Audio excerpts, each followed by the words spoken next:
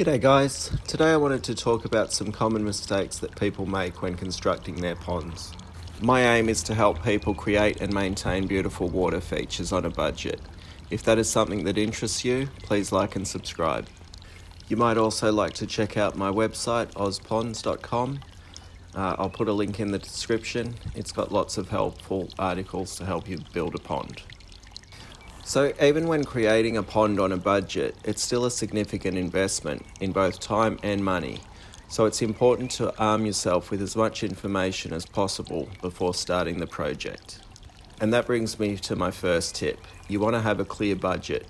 If you try and create something epic on a shoestring budget, you'll need to cut so many corners, you'll end up with something that doesn't function properly, and in the end, it will cost you more in time and money trying to fix. I believe there's a pond for any budget. Here's a few examples of my personal ponds. I live in Australia, so all the prices that I talk about are in Australian dollars. So let's start off super cheap.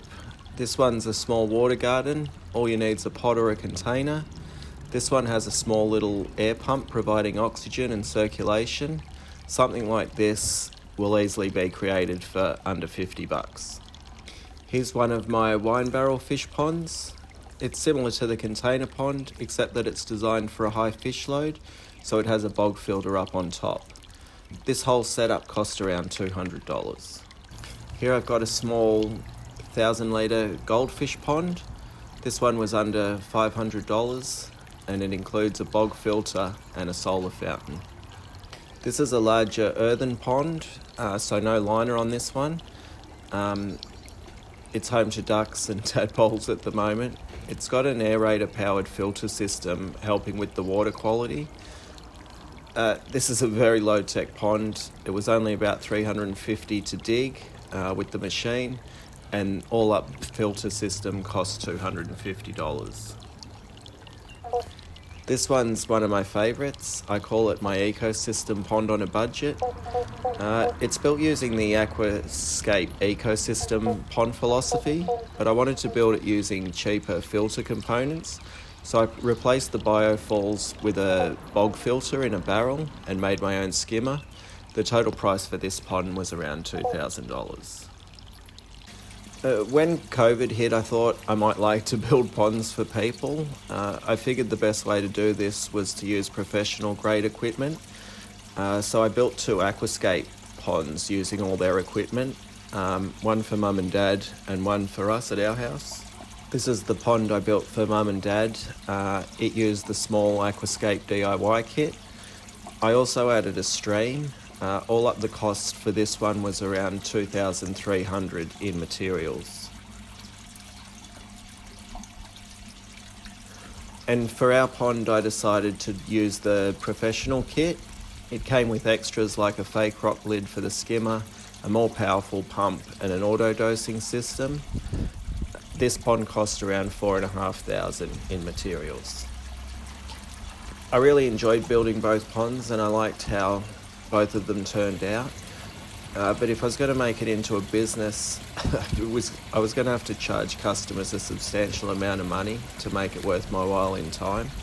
What I found is I much preferred offering people tips and tricks on how they could create something for themselves on a budget. And here's my latest build in progress at the moment, and it's a really big garden pond. This is like a recreational swim pond style.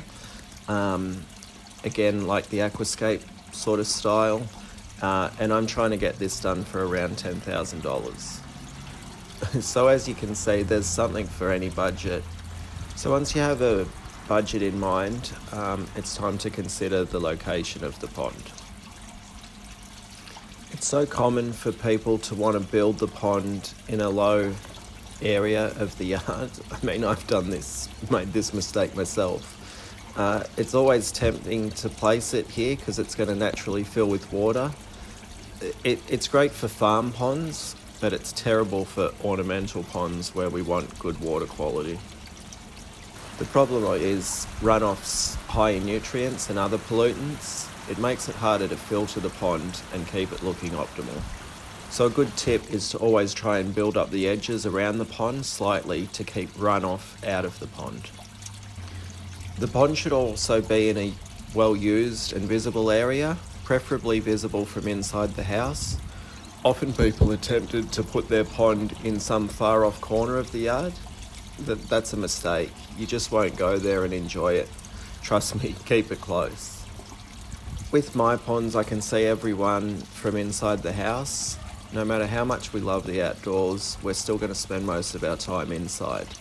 Unless you're lucky enough to live in the tropics, then you probably live outside most of the time, and I'm a bit jealous. A lot of people spend time debating whether they should put their pond in sun or shade. There's advantages and disadvantages to both, but I think it's most important to position it close to the house where you're going to see it, in a spot that you're going to sit around and enjoy. Don't worry so much about sun and shade. The next common mistake is making the pond too shallow, and I made this mistake myself as well.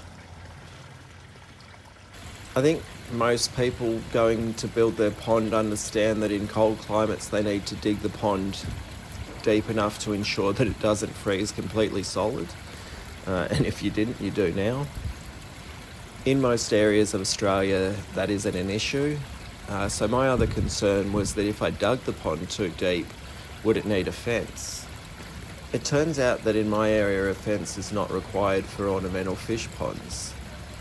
This seems to be common throughout most areas, but I always recommend people email their local council to get the precise information for their location. So even if, like me, you live in an area where the pond doesn't freeze over, it's still a good idea to go at least 60 centimetres or 2 feet deep. Deeper water provides a more stable temperature that is not as prone to rapid fluctuations. A shallow pond will heat and cool very quickly. Rapid temperature changes will stress fish out, and stress is probably the #1 killer of fish kept in captivity. And warm shallow water is also more prone to algae. I find it best to keep small shallow ponds in the shade. For that reason, I keep all my container ponds on the veranda out of the sun. This helps reduce that rapid cooling and heating of the water. The next thing you need to think about when building the pond is your filter system. If you want to have clear water, and most of us do, you need to have a plan for a good biological filter. Filtering water naturally is one of my favourite pond topics. On this channel you'll find heaps of information about biological filtration, particularly my favourite type, which is bog filters. Bacteria, specifically nitrifying bacteria, is what's needed to keep the water clean, clear and healthy. These bacteria live on all wet surfaces. You'll notice in almost all my ponds I have rocks and gravel. This increases the amount of wet surfaces available for bacteria to colonise. It is really easy to make your own filters. I've got plenty of videos on that and I'm always adding more. Otherwise, if you don't feel like making your own, you can buy easy to install plug and play systems.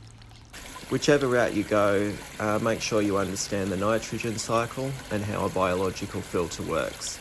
It will make owning a pond so easy. I have a video on that too, if you want to check that out. So next up is the pump. The pump is so important. I feel like every day I see a question about, do I need a pump? Can I run my pump on a timer? Are solar pumps any good? Pond pumps come in all different shapes and sizes. The easiest pond pumps to install and operate are submersible pond pumps. Submersible pumps are designed to sit inside the water. All the electrical components are safely sealed. I prefer to go for low volt options just for added safety. For optimal performance and to help reduce maintenance on the pump, I find it best to have the pump in a skimmer box or intake bay. It's quite easy to create your own skimmer. Here I just have the pump inside a bucket and the water is forced between two large rocks. That creates a tension on the water or current that pulls the debris in off the surface. From here it can easily be scooped out. The professional pond skimmers are much more sophisticated, but they do come with a much higher price tag. In my small ponds, I don't worry about a skimmer. The pump just sits on the bottom of the pond. This is just because it's really easy to net out any debris in the pond manually. Another thing you should be aware about with pond pumps is that they should be run continuously. Yep, that's right, 24 hours a day, except maybe if your pond freezes in winter. That makes it really important to pick energy efficient models. There are plenty of pond pumps to choose from, so always look at how many watts the pump consumes. The common rule for how often the pond should circulate is once every hour. I personally don't always follow this rule, but I think it's a good starting point for any beginner pond owner. So for example, a 1,000 litre pond will be happy with a 1,000 litre per hour pond pump. Now if you want to create a waterfall or a stream, you need to upsize the pump significantly. A 30 centimetre or 1 foot wide watercourse will need a minimum of 4,000 litres per hour. That's the minimum. That will give you a nice gentle sound. For a waterfall like this, increase that number by 3. This waterfall is 30 centimetres or 1 foot wide and has 12,000 litres passing through. Now as to the question about solar pumps, I find them useful to increase pond circulation, but not as the primary pump. Obviously because they don't run 24/7. I have tried some of the battery model solar pumps and they actually end up costing more in the long run. If you're super handy and can hook up some car batteries as a backup, maybe, but that's not something I've personally done. So if cost is the factor for choosing solar, do your research because chances are, like me, you'll find them more expensive in the long run by the time you factor in the battery costs. Now, if you are investigating solar because you have no power source near the pond, look into low volt pond pumps or air pumps. That first pond I built was 35 metres from the nearest power source. I extended the low volt cable myself, no problem. If that's not an option, consider running an air line. There's always options, you just need to think outside the box. The last common mistake is using the wrong liner. If you're building a container pond, this isn't so much of an issue. If using plastic, I like to go for food grade and UV stabilised. That means it's safe for the fish and means the plastic won't go brittle and disintegrate after its first summer. Now if you're looking at creating something epic in the ground, you'll need a good pond liner. There's a few options and they vary in price quite a bit.